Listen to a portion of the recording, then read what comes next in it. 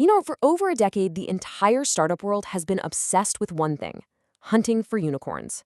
But what if we've been chasing the wrong thing all along? Today, we're going to let that myth go and explore a whole new kingdom of startup animals. These are creatures that are way more real, a lot more resilient, and frankly, just better suited for the world we actually live in. Okay, so let's just start right here because this is fascinating. This quote, it's from Aileen Lee. Yes, the very same venture capitalist who invented the term unicorn way back in 2013. And now, a decade later, even she's saying, hey, maybe this isn't the whole story. It's a snapshot in time, not a recipe for long-term success. And that right there, that's our jumping off point for this whole conversation. So, before we can really move forward, we have to understand the creature that so completely captured everyone's imagination. How did this single mythical idea come to dominate business schools, boardrooms, and the dreams of pretty much every entrepreneur out there?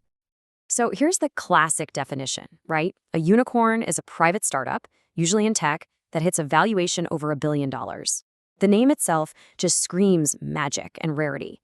And pretty quickly, it became the ultimate status symbol in Silicon Valley. Proof that you had this world-changing idea and were growing at an insane pace.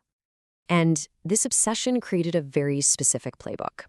The philosophy was simple: grow as fast as you can, burn through cash to get users, raise huge, massive rounds of funding, and just don't worry about profits until way, way later. This was literally taught in schools as the way to build a company in the modern era. All right, so that's the myth. But now let's talk about reality. Because when you actually start to dig into the data, the whole unicorn fable starts to unravel, and you see some major flaws in the logic. The risk analyst Nassim Taleb actually gave us a huge clue about why this model is so shaky. He talks about scalable professions, which is exactly what a unicorn startup is. You can sell to 10 people or 10 million with roughly the same amount of work. But, and this is the big but, that scalability creates a crazy winner-take-all game that's incredibly random. A tiny few win big, while almost everyone else gets nothing, and it often has very little to do with how hard they worked. And if you need a number to really hammer this home, look at this. A huge MIT study looked at 10 million US companies and found that a staggering 80% of successful exits, we're talking IPOs or getting acquired, were achieved with zero venture capital. None at all. Just let that sink in for a second. The vast majority of real success stories completely ignored the unicorn playbook. And this really gets to the heart of it. The whole unicorn blueprint was never meant for everyone. It was born and bred in Silicon Valley, a place overflowing with capital and talent. For the other 99% of entrepreneurs, the ones working in what you might call frontier ecosystems, that model isn't just unrealistic, it can be downright destructive. So if the unicorn is basically a fantasy for most people, what's the alternative? Well, it's time to meet the camel. It's real, it's tough as nails, and it's built to survive in the absolute harshest conditions. This fantastic metaphor was championed by venture capitalist Alexander Lazaro. And here's the key difference. A unicorn is designed to burn cash. A camel, it's designed to conserve it. This is a startup that gets that survival is priority number one. It's all about balancing your growth with a healthy cash flow from day one, which makes it incredibly resilient when things get tough. And when you put them side by side, the difference is just night and day. Unicorns burn cash. Camels manage it. Unicorns give their product away for free to grow fast. Camels charge customers early because they know their product has real value. Unicorns are always chasing the next massive funding round. Camels are strategic, raising only what they actually need. It's a total shift in mindset, from a short-term sprint to a long-term marathon. So what can we actually learn from the camel? Well, it boils down to 4 really practical lessons any entrepreneur can use. 1, charge for your product, don't give it away. 2, keep a close eye on your costs and make sure they're in line with your revenue. 3, be smart and disciplined about fundraising. And 4, and this is probably the most important, play the long game.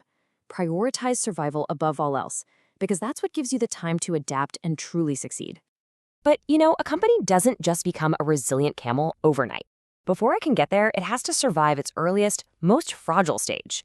And that's where our next animal comes in. A creature whose journey is just a perfect, powerful metaphor for every new business. Get this, fewer than 1%. That's the estimated number of sea turtle hatchlings that actually survive to become adults. That brutal reality is the perfect parallel for the insane odds that a brand new startup is up against. That journey from just an idea to something viable, it is incredibly dangerous. So, just like that little hatchling making a mad dash for the ocean, a startup, which is usually just a tiny team of a few people, has to survive its own initial sprint. The predators aren't birds and crabs, they're things like bad advice, terrible deals, and getting bogged down in complex decisions too early. The goal isn't growth, it's not valuation.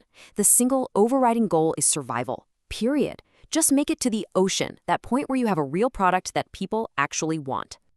Okay, so let's put this all together. If we've officially retired the unicorn and we've met the sea turtle and the camel, what does a more realistic, more honest startup journey actually look like? Here it is, the new life cycle. It starts with the sea turtle stage, that frantic, vulnerable fight for survival. If you can make it through that, you get to evolve into a camel. This is the long marathon of building a truly sustainable and resilient business. And then, from that strong foundation of resilience, sometimes, just sometimes, you might become a black swan. That's the unexpected, massive success that Taleb wrote about. It doesn't come from chasing a myth. It emerges from surviving long enough for things to go your way. And that really brings us to the most important question of all, a question for you. The goal isn't to chase some mythical beast. It's about figuring out which animal your business needs to be right now to survive and thrive in its real environment. Are you a vulnerable sea turtle just trying to make it to the water? Or are you a resilient camel built to go the distance? Answering that question honestly, that's the real first step toward building something that actually lasts.